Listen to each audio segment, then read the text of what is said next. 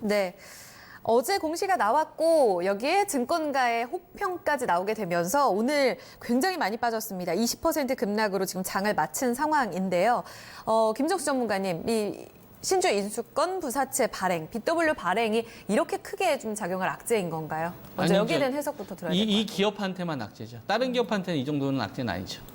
이 기업이 신주 인수권을 발행해서 악재예요. 다른 기업이 신주 인수권 발행했으면은 악재 아니거나 오히려 상승하는 주식도 많이 나왔을 겁니다. 그러니까 자금 조달이 오히려 호재인데 왜 이 기업엔 그럼 악재인 건가요? 개심죄죠, 개심죄. 주유 가고 있는 대주주와 네. 그다음에 이제 주유주주 이 대표로 있는 사람에 대한 투자가들이 개심죄로 생각을 하는 거죠. 오늘 그럼 나왔던 이 증권사에서 굉장히 화가 섞인 리포트에 그럼 어느 정도 동의를 하신다는 거네요. 완전 그렇죠? 맞는 말이죠. 네. 이 기업 보면은 2019년도에 그 12 발행한 이후 행사한 거 보면은 아주 재밌어요. 제가 그 5G 관련돼서 그 무선하고 유선 쪽 관련된 거 막 여러분들한테 그 소개해드린 경우가 있었거든요. 네. 그러니까 이제 5G가 초반에 4월 달부터 랠리가 펼쳐졌었지만 사실상 이게 땅 파가지고 이 전선 까는 거 하고 우리가 건물에다 중계기나 이거 바꾸는 거하고 차이가 크다. 네. 그래서 다산 네트워크스 이쪽이 아니라 제가 그래서 이제 그나마 5G를 하려면 5개를 해야 된다고 하면서 이제 서진 시스템, 오이솔루션, KMW, 솔리드, 에이스테크 얘네들만 해야 된다는 말씀을 좀 드린 적이 있단 말이죠. 그러니까 다산 네트워크스는 일단은 5G의 분위기에서 하지만 순위는 분명히 후순위란 말이에요. 우리가 기지국을 설치를 하는 데 있어서도 네. 분명히 후행성을 가지게 됩니다.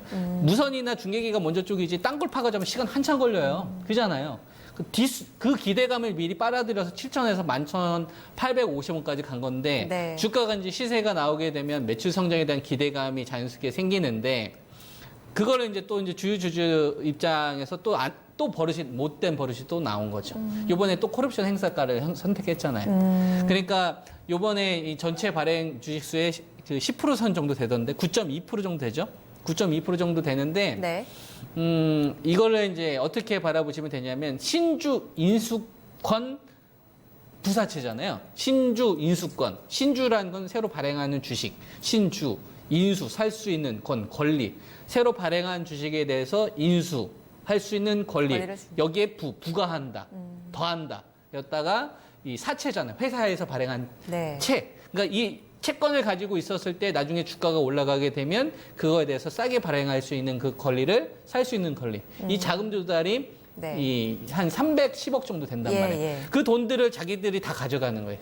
자기들이 유리하게. 이번에 콜옵션 행사 또 했잖아요.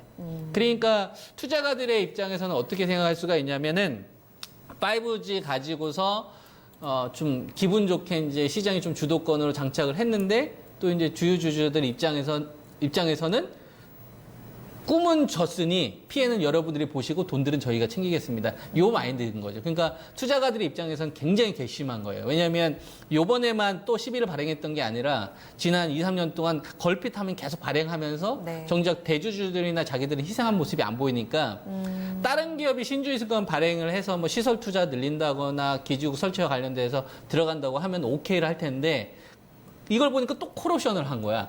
그러니까 이거 괘씸하다고 생각이 드니까 이거는 이제 투자가들의 입장에서 옛날에 서울 반도체하고 똑같은 거죠.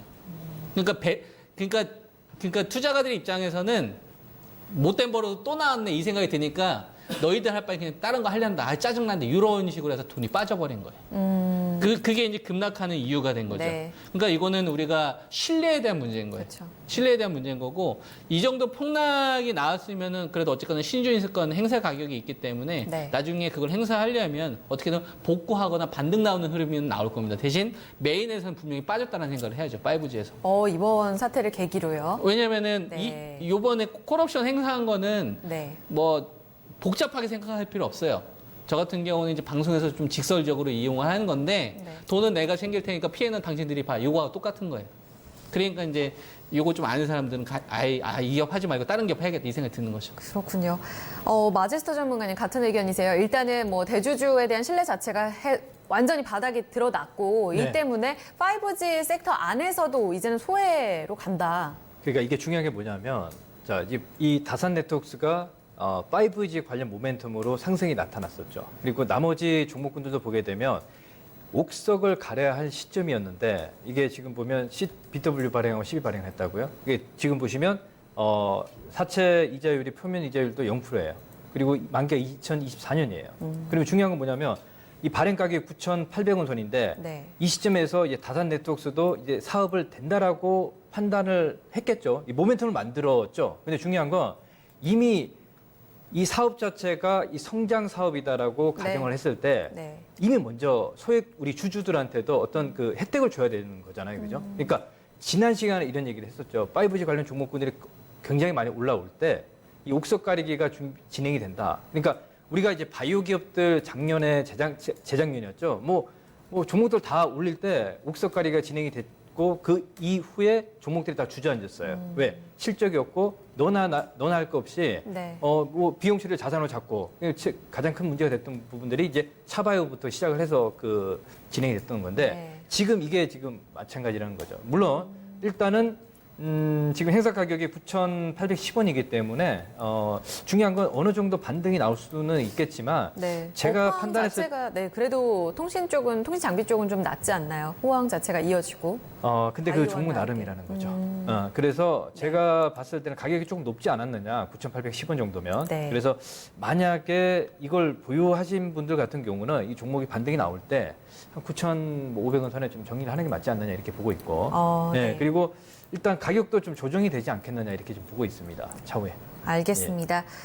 이번을 통해서 자금 조달 방법의 개선이 나올 수 있을까요? 이번도 중요한 계기가 되겠네요. 세 번째 또 해소, 다산 네트워크스 BW 발행은 개별적인 악재였다라고 봤습니다. 자, 이렇게 질문들 좀 해소해봤습니다. 릴리나 캐스터. BW 발행, 다산 네트워크스에게는 악재다. 잘 기억하겠습니다. 여러분도 이렇게 시장 보시면서 풀리지 않는 부분 있다면 유리나의 TMQ에 언제든지 신청해 주세요. 아자아자 게시판 또 유튜브에 댓글 달아주시면 됩니다.